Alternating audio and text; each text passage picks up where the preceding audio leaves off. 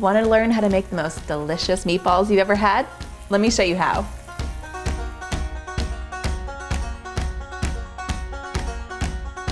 Here's a recipe for venison meatballs that you're going to want to make again and again.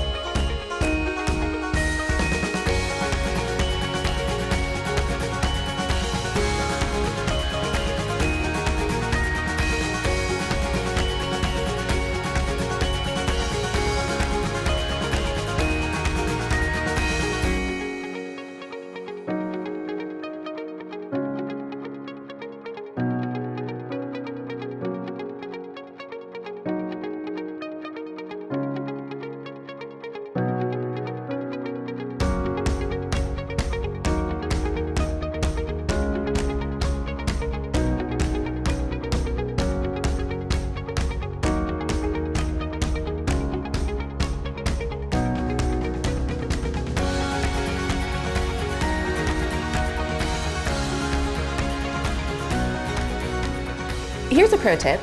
If you want to ensure that these stay nice and round, refrigerate them before you cook them. For more recipes like this, be sure to subscribe to my YouTube channel.